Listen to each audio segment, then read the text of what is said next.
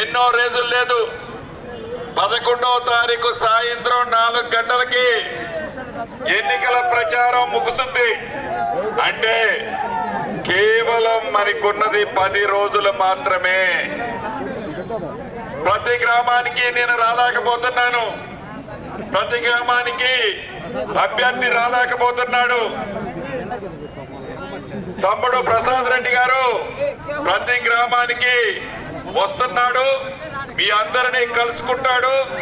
13వ తారీఖు ఎన్నికైన తర్వాత 15వ తారీఖు నుంచి ప్రతి మండలానికి ఒక్కొక్క రోజు చొప్పున 4 మండలాలకి నేనే ప్రతి గ్రామానికి వస్తాను. ఈ కష్టాలు చూసి గతంలో ఏవైతే అసెంబ్లీ ఎన్నికల్లో నేను చెప్పిన ప్రతి హామీని నెరవేర్చే దాంట్లో ఒక ప్రణాళికాబద్ధంగా మీ గ్రామానికి వచ్చి మీ అందరితో నేనే కూర్చొని మాట్లాడి పనిచేసి పెడతాను. అంతేకాదు, గడిచిన 10 సంవత్సరాలలో కేంద్రంలో బీజేపీ పార్టీ, మొన్నటిదాకా తెలంగాణలో పరిపాలించిన బీఆర్ఎస్ పార్టీ, బీజేపీ పార్టీ ఏ పార్టీ అయితే దానికి తొత్తు పార్టీ బీఆర్ఎస్ పార్టీ. కులతత్వాలను రెచ్చగొడుతూ, మతతత్వాలను రెచ్చగొడుతూ, ప్రజలను మభ్యపెడుతూ ఎన్నికల్లోకి రాముల వారి పేరును కూడా తీసుకొచ్చి 4 అక్షంతలు ఇచ్చి మళ్ళీ 3వసారి ప్రధానమంత్రి కావాలని చూస్తున్నారు మోదీ గారు. మీ నూకల చల్లో తెలంగాణ ప్రజలు చాలా విజ్ఞతతో ఉన్నారు. అందుట్లో ముఖ్యంగా ఖమ్మం పార్లమెంటు అన్నదమ్ములు ఆడబిడ్డలు చాలా పట్టుదలతో ఉన్నారు. రాష్ట్ర విభజన జరిగిన తర్వాత విభజన అంశాలు ఏవైతే ఉన్నాయో, చట్టంలో పేర్కొన్న అంశాలు ఏ ఒక్క అంశాన్ని కూడా కేంద్ర ప్రభుత్వం తెలంగాణ రాష్ట్రానికి ఇవ్వల.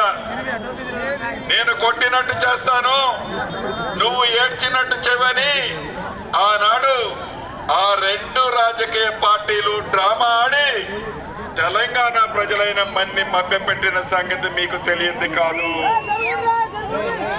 రెండవ అంశం, వాల్యూమ్ ఎత్తుకోయా. రెండవ అంశం ఏదైతే ఉందో, తెలంగాణ రాష్ట్రానికి శనిలాగా 10 సంవత్సరాలు పరిపాలించాడు ఆనాటి ముఖ్యమంత్రి కల్వకుంట్ల చంద్రశేఖరరావు గారు. మాయ మాటలు చెప్పి, మోసపూరితమైన మాటలు చెప్పి, చెప్పిన అబద్ధం చెప్పకుండా 2 పర్యాయాలు పరిపాలించి ధనిక తెలంగాణ రాష్ట్రాన్ని 7 లక్షల కోట్లు అప్పు చేసి అందుట్లో 1,50,000 కోట్లు దాచుకున్న ప్రబుద్ధుడు ఆనాటి ముఖ్యమంత్రి కల్వకుంట్ల చంద్రశేఖరరావు గారు. మళ్ళీ ఇందాక అభ్యర్థి గారు చెప్పినట్టు నడవలేడట, సపోర్ట్ గా ఒక కట్టె తీసుకొని ముసల కన్నీరు కారుస్తూ ఏనాడు తన ముఖ్యమంత్రిగా ఉన్నప్పుడు రైతుల బాధలు పట్టించుకోలే, ఏనాడు తన ముఖ్యమంత్రిగా ఉన్నప్పుడు ఆడబిడ్డల ఘోష పట్టించుకోలే, ఏనాడు తన ముఖ్యమంత్రిగా ఉన్నప్పుడు విద్యార్థుల ఘోష పట్టించుకోలే, యువత ఘోష పట్టించుకోలే. అటువంటి ముఖ్యమంత్రి, మాజీ ముఖ్యమంత్రి మాయ మాటలతో మళ్ళీ కేంద్రంలో చక్రం తిప్పుతాడట. కేంద్రంలో చక్రం తిప్పడానికి మళ్ళీ బస్సు యాత్ర అని చెప్పి నిన్న మొన్న మన జిల్లాలో తిరిగాడు. తిరిగి ఏమంటున్నాడో తెలుసా? మొదటి నుంచి మన నాయకులు రేవంత్ రెడ్డి గారు చెప్పినట్లు, మీరు నామా నాగేశ్వరరావు గారిని గెలిపించినట్లయితే కేంద్రంలో మంత్రిని చేస్తాడట, మంత్రిని చేస్తాడట. నీవు గెలిచేది 1 సీటు కూడా లేదు తెలంగాణ రాష్ట్రంలో గాని దేశంలో గాని. ఎలా చేస్తావు మంత్రి అని ఈ వేదిక మీద నుంచి అడిగాను నేను, దానికి సమాధానం లేదు. అంటే బీజేపీ పార్టీతో నేను పొత్తులో ఉన్నాను అని చెప్పకుండానే చెప్పాడు ఆ ప్రబుద్ధుడు.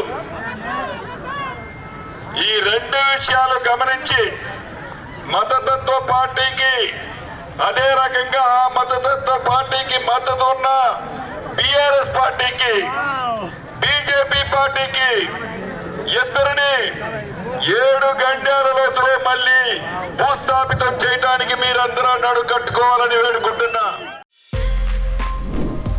For more videos like this, subscribe Big TV channel.